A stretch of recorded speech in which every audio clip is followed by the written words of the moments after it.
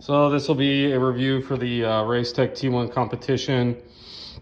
I'll talk about the muffler a little bit. I'll talk about the reasonings to buy it, for me anyways, and then I'll talk about the company because I don't think a lot of people have heard of Racetec. Maybe they have, but I did some research on Racetec and I figured some stuff out. So this is their T1 competition 60 millimeter muffler.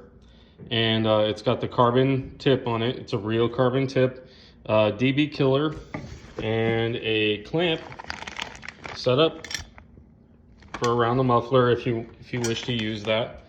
So I'm a fabricator, so I do stainless fabrication and stuff like that.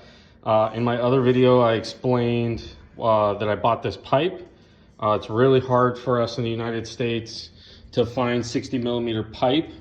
And that's where that's everything that is basically on bikes, any kind of sport bike or anything. So this is my Ducati V2. This is actually a pipe for a 959, but I'm did a little bit of research and some 959 exhausts fit the V2. So really what I was after was some of these bends, the 60 millimeter pipe and the flange, especially the flange. I could chop the flange off the stock muffler, but when I found this, I was like, oh my God, you know, $100 and I get pipe and a flange and everything. So I'm gonna basically cut this up and add in pipe. I found some pipe that's really, really close to 60 millimeters. It is 2 1/4 ID, not OD pipe. So I have to order up some 2 1/4 ID pipe, but the 2 1/4 ID does not fit inside the muffler.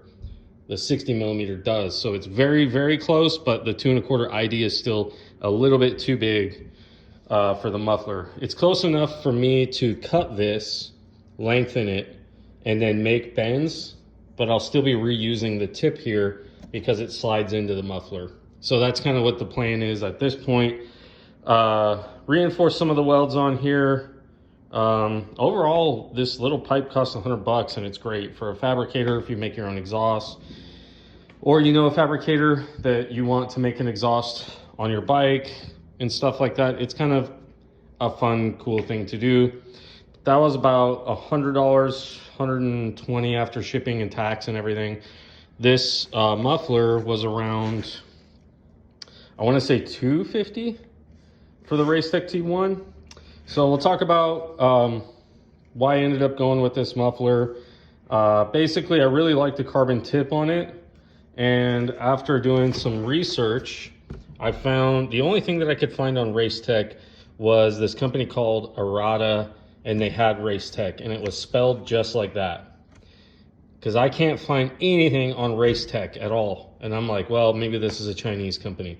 That's literally what my first thought was. Maybe it's a Chinese muffler, whatever. I'm not buying that. So anyways, I got on some of the pictures on Facebook, and you can see that Racetec actually has their own Facebook page. Now, they haven't posted in a while, but it's all competition race bikes. It's all not street exhaust setup. So I messaged Arata and I said, did you guys buy Racetec? What's up with Racetec? What is Racetec? Basically, Arata exhaust, Racetec is their racing division. So they have Arata for street bikes, and they have Racetec for basically guys like me who fabricate their own exhaust. Race teams fabricate their own exhaust, and they can use the Racetec muffler.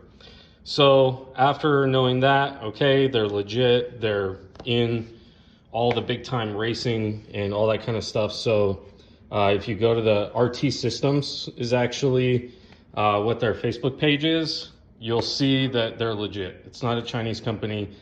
What I liked was there's not a lot of, there's not any known fakes for Racetec because they're so unknown.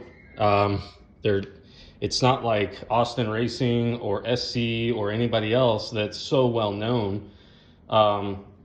that they have fakes, because these Chinese companies may even be making